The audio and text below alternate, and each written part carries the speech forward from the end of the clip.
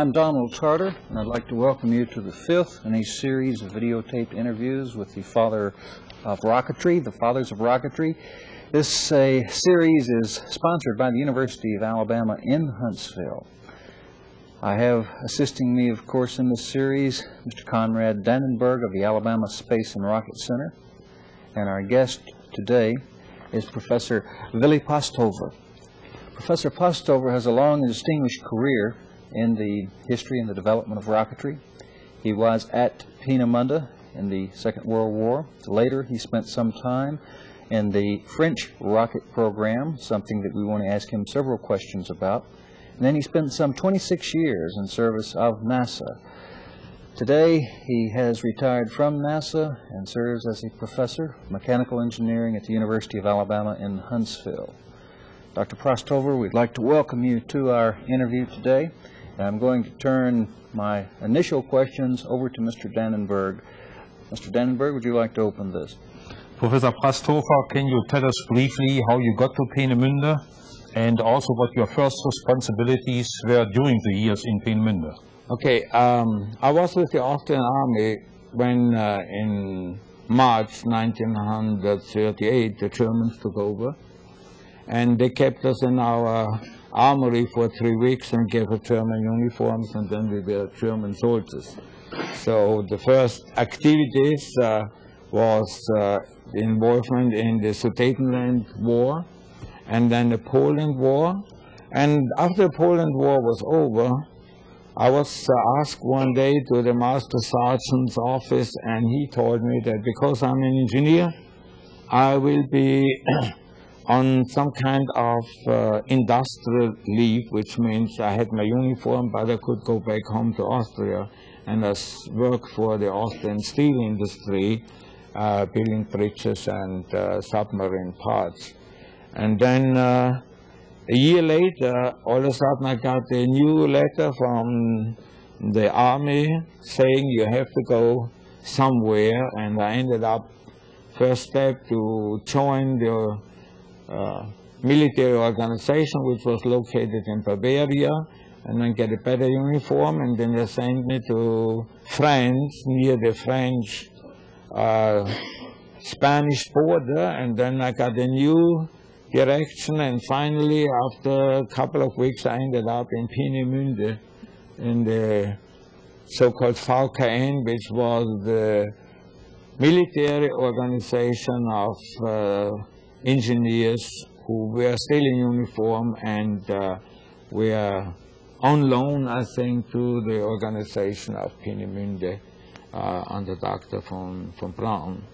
So after you got to Peenemünde, had you known before already what was going on, or did the work in Peenemünde come as a kind of surprise to you? Very much so, because nobody told me what's going on, and I couldn't, although I'm a fellow who always tried to inquire, I couldn't get any information, but I had this sensation there's something going on real great. First I thought it has to do with atomic energy, but then I realized that it was rocketry. And you had not known about this before? Never heard a word about it. So you are not really, in that sense, a rocket engineer. Of course, rocket engineering was not really a technical specialty in those days. It was brand new. And what were your first assignments? What kind of things It was did you have to work interesting. on? I remember the guy who hired me said, what did you do before? And I said, I worked in steam boilers and so forth, and heating system. Oh, he said, then you're the right oven man. So oven stands for stove, and the cover word for the rocket motor was oven at the beginning. So I ended up in the design of the rocket motors. Okay, and you really didn't have any specific background in that area, but you were basically in combustion engineering, heat transfer, and areas of that and kind. Also structural design, you know. So it really fell in the same area. I think that was a special application of general engineering, you know. It doesn't matter if you build a rocket and you have to withhold a certain pressure and the temperature. The steam boiler, they had to do the same thing. You had a certain pressure, you had temperature and so forth. So it wasn't out of my field at all. It was such a specific application. And since the oven or Combustion chamber is, of course, a very important item. You probably stayed in this area during your entire year in Peenemünde. I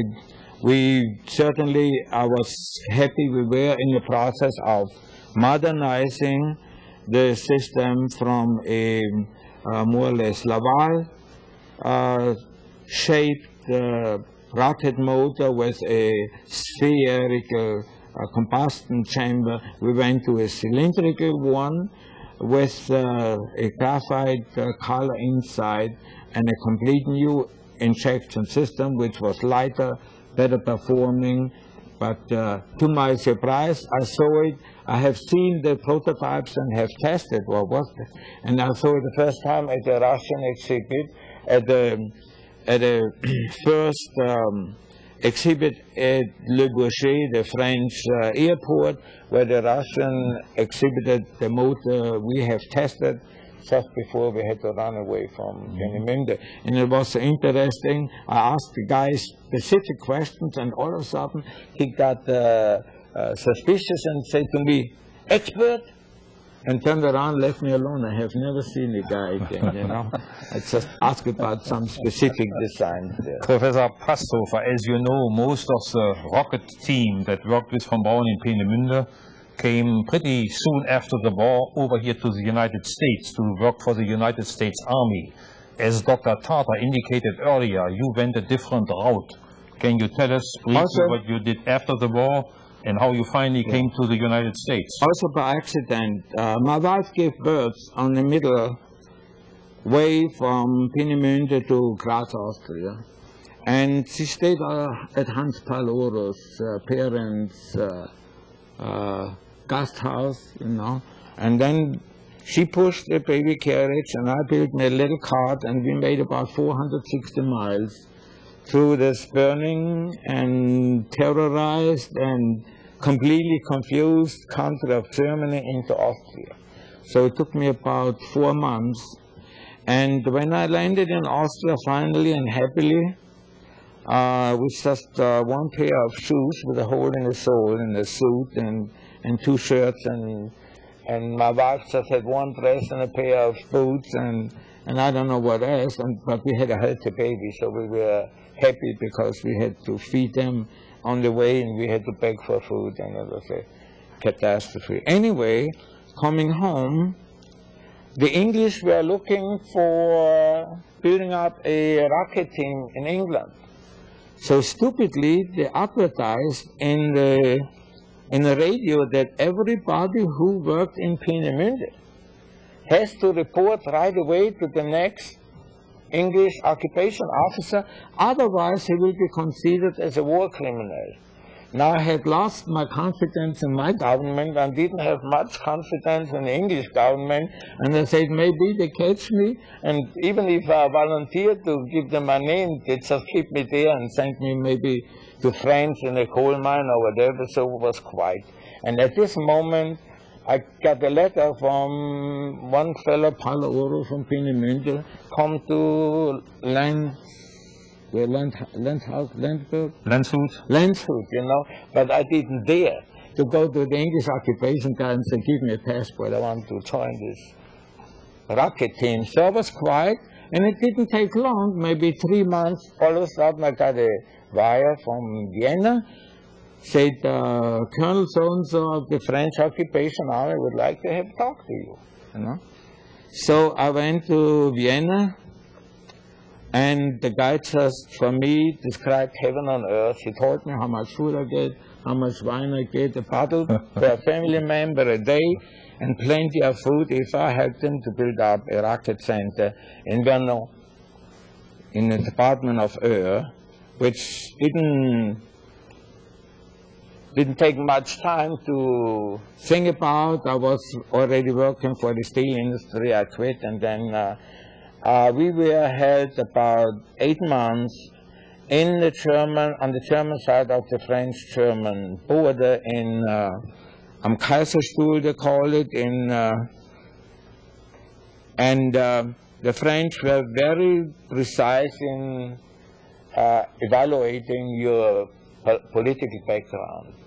And so some of the people were considered as not being able to go. One fella knew, he was accused just by mail by Frenchmen, that he worked on the Wurlitzer radar system in France during the war, which English one day captured. You know, they came in at night, dismantled it, and carried over to England.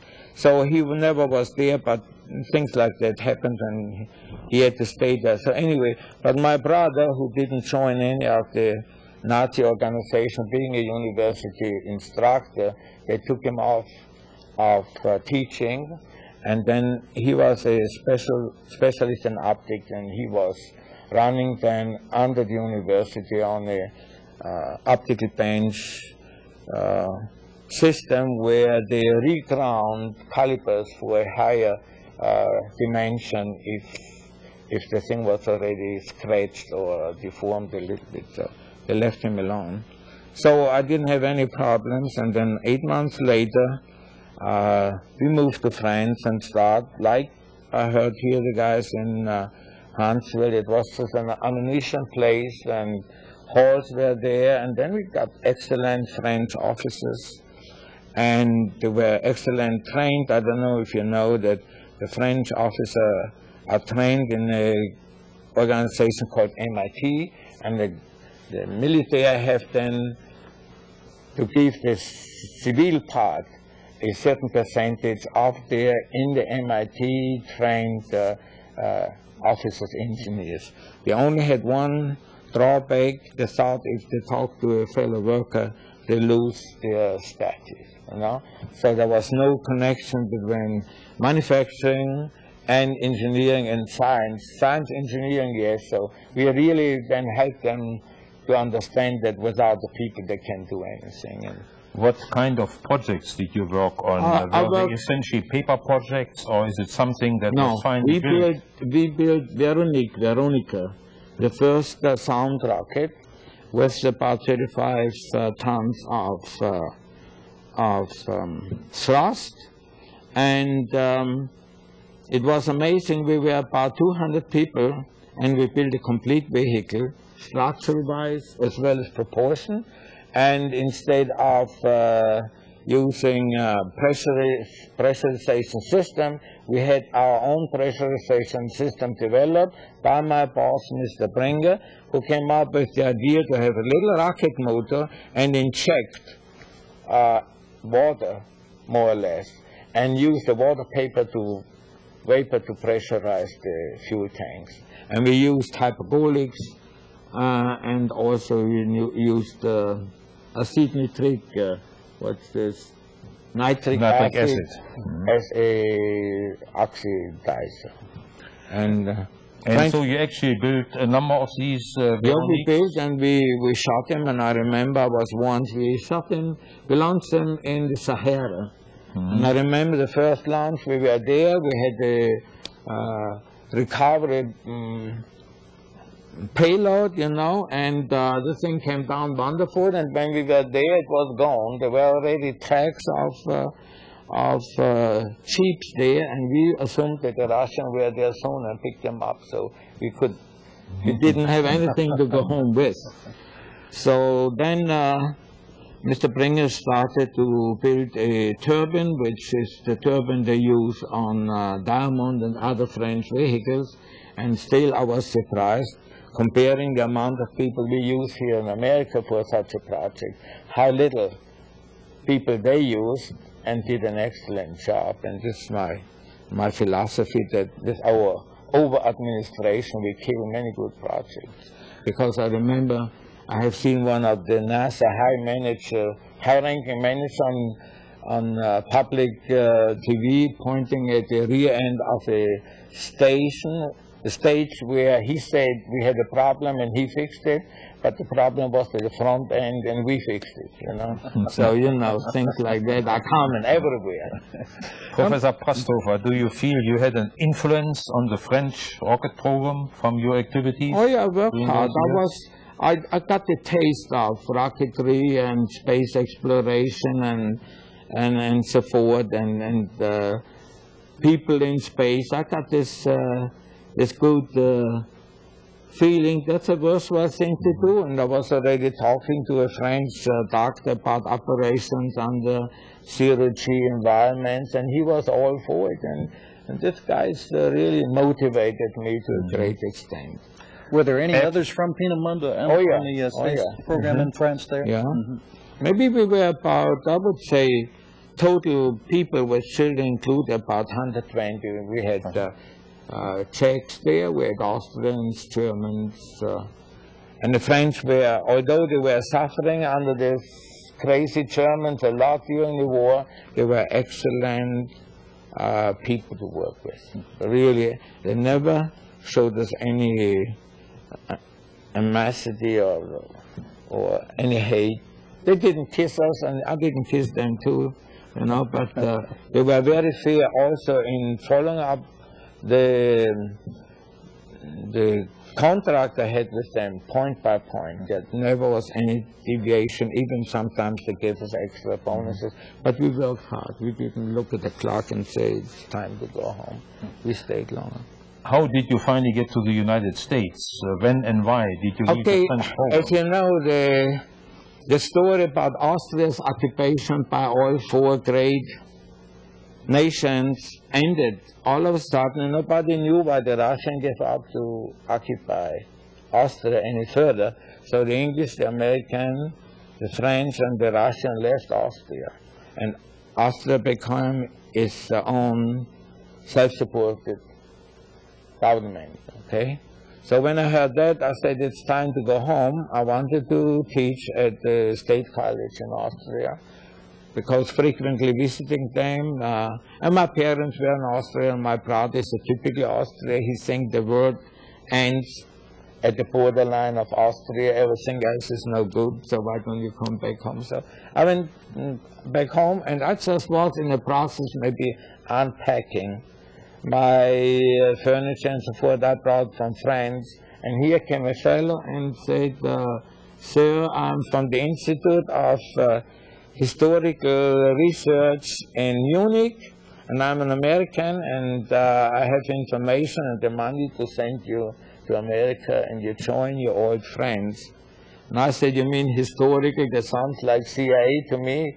So he said, don't ask me any further questions, you get a nice job. So it took me really 8 months to decide, should I go, if you move from one country to another. But then the money was the ratio of 1 to maybe 15. Although the shilling power was also good at this time, the Austrian monetary unit, but it was, and also foreign countries always impressed me, you know. And so I said one day to myself, I go and see the dean and ask for a sabbatical leave, and he said, listen, I can give you leave unpaid, but sabbatical you're not long enough in here, okay? So one day I just had a family conference, and I decided to go. My wife wasn't excited at all. And then when we arrived in America, my boys and I were sure that we stay here. My wife suffered tremendously under the heat, you know. But then I said, we have air conditioning in cars, we have air conditioning in the house, so you can stay in that. And when was it? In what year? In 58. In 58. So you apparently still worked a few years for the U.S. Army. Yeah. Before the entire group finally switched to NASA. Yeah, in 6 years. What did you do for the U.S. Army while we were still working on redstones? I was first an assistant to the division chief, and I was always in engineering design. System engineering is my life, design is my life. So I came up with some ideas from friends and some other ideas. So I had a little bit success here and a little bit success, and then I took over the design engineering, I would call it today, branch, which means every vehicle within the field of responsibility for Marshall Space Flight Center, we made the layouts and we made the final assembly documentation, where we got all the information from the other departments, structures, proportion, and we were the architects more or less, and we had to think about vibration, temperature, and place the components in the right thing and do alignment and so forth. So it was a very interesting job, and all of a sudden I got asked to help human factors engineering, the astronauts activities already we talked about in the future and so forth. Was that still during the Army years, or was it yes, also we when you had joined already NASA? Zero-G, I would say, problems. What would you do under these conditions just to stimulate, you know? So you looked into the present-day problems already in the very early years in the States. Yes, we did. And then you apparently joined with the rest of the von Braun rocket team, NASA, at the time when NASA was established as a Marshall Space Flight Center here in Huntsville. And you apparently did the same kind of thing also for NASA. It was my, so you worked on all my hobby. I think that's why I can say I had some kind of success, because I loved it, you know. And I didn't think too much about paperwork and playing it big. And I wouldn't have played it big anyway, because I wasn't in a high position. But I could impress at least myself with the accomplishment of my organization and myself. So. When you came to the United States in 1958, did you have any inkling that we were only a little bit more than a decade away from landing on the lunar surface? Or was that a surprise to you? No, I could give you my opinion was once expressed in a newspaper in Holland, where a sincere reporter asked me many questions at this Le Bourget exhibit, where the Russian exhibited first times their hardware, a part of it, as well as some of the vehicles they had there. And I told him with lesser management and lesser money, we would be sooner at the moon, because there was just too much. Like you hear today the story of $500 for a hammer and so forth, there were still people taking advantage of us needing them, but we had a wonderful cooperation from the hardworking engineering departments of any of the private companies. Only sometimes the effort was artificially stretched out, you know. And I tell you, I have a report, you can read it, for example, just to change from a dark green primer to a yellow primer to prime the outside of the S1C tank, you know. One company wrote 3,600 engineering orders. And if we would have allowed them, they would have sent a copy to the Pope in Rome and two to Russia. So it was just so much waste of time and energy, and it's just the way the French have done it too, you know. They just go big companies and they just say, okay. In spite of all that, we still have made it, and we still landed on the moon. And exactly, you know, and I feel sometimes sorry that that there are not situations where the real workers also get the benefit of their accomplishment. Sometimes you have the feeling that just some few big guys, you know, and they pick up. Did you foresee in your early days, even Peenemünde and later on in France, something like the space shuttle?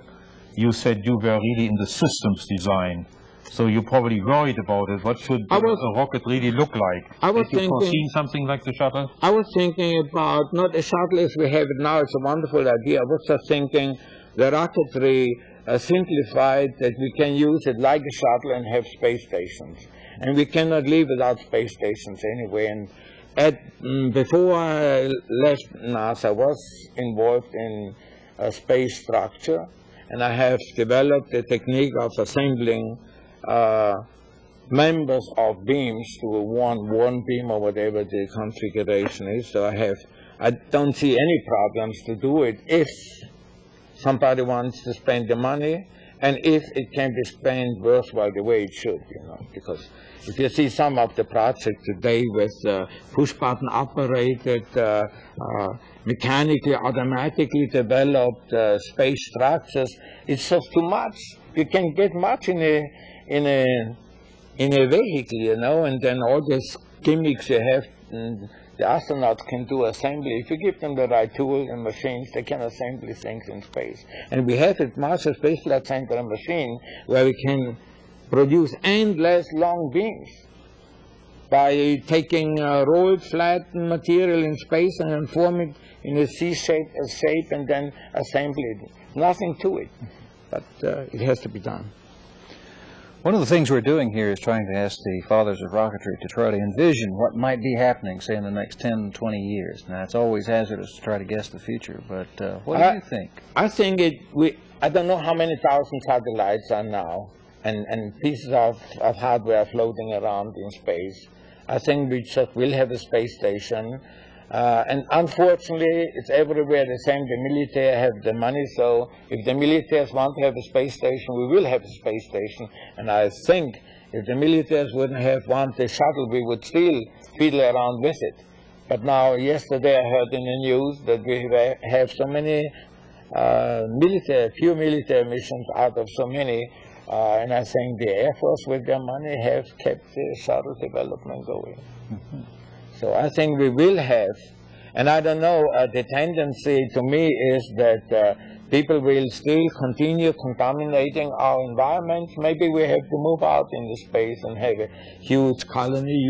You talked about space colonies, and I don't think it's so far off, you know. If you see how we contaminate our air, our water, how we ruin our land and so forth. One day nature cannot compensate all this damage, and then we have to maybe live in a kind of a balloon and get special air produced because we couldn't, and we had some special water and so forth. And I think one day people might just move out. Do you see other major space projects besides the space station? Some people mentioned, for example, lunar bases. Do you think we go back to the moon again? We had. I was as a assistant project engineer to Van Diessenhausen, who had with MIT a contract on manufacturing in space, which is nothing out of reach, you know. But unfortunately, here at the university, what we got is a cost estimation. How can I make a cost estimation today of something which will happen maybe years from now? But they should have already pointed on how can we produce aluminum on the moon surface, how can we transport it to a space station, and then what can we build there and use it right away in space and don't have this expensive transportation from Mother Earth into space. So I don't think there's... these guys, there are plenty of people that have good ideas, but nobody wants to listen to them more or less because they don't just get the attention of people who should. Well, Dr. Prasthofer, we are coming now close to the end of our interview, and we'd like to give each of our people a chance to sort of summarize what they feel the significance of their life was, what the role of Peenemünde was in history, and what their hopes are for the future as far as space technology contributing to a better world for humanity. Okay, in Peenemünde, I was one of the many wheels in the whole system, so I did a lot of wheeling, but my wheeling was just milking my brain and trying to improve things. And by doing so and being exposed to a complete new environment, you know, rocketry, you even were more tempted to invent something new. And I have received few patents. Even now, where I'm retired, I got one recognition of one patent idea on a measuring device to measure adhesive forces of ablation material applied on hardware to protect it from burning during re-entry. Now, I'm also very much interested in medical science, and I think there's also a great opportunity for hospital for critical operations where you don't have chirurgy, where you have chirurgy environment for performing operations which couldn't be performed under 1C. And you know, there's another project like electrophoresis, where if we can separate young and middle-aged blood particles and separate the lymphocyte, we would have an active medicine to heal and prevent breast cancers for women. You know, we had already built the whole system, but this was used in the Apollo-Soyuz system, and somewhere it was just somebody did something wrong. But the idea is, in zero gravity, separate the lymphocytes, take them to Mother Earth, cultivate them, and then make a serum from it. And you see apparently many of these things coming in the forthcoming space station. So these very, things will very be done many. on a routine basis. Very, very many. All right, thank you. I'm sure it's gratifying to you to see the engineering sciences now providing the foundation for the biological sciences, for the communication sciences, and all the ramifications that the technology that you helped set into motion has brought to humanity for the betterment of our condition. I was at the end of the setting in the motion line, okay, but I was involved. But I must say Dr. von Braun was my guide, you know. Right. He was the inspiration. He was more than an engineer than an administrator or some public figure. Right. Well, I'm sorry, but we are going to have to close now. We are at the end of our allotted time for this particular interview. Our guest today has been Professor Willy Prasthofer. He is one of the key people in the origins of the space program. We are now going to pursue these interviews at a later date. I do want to thank Mr. Dannenberg for being with us today, and we'd like to thank you for watching.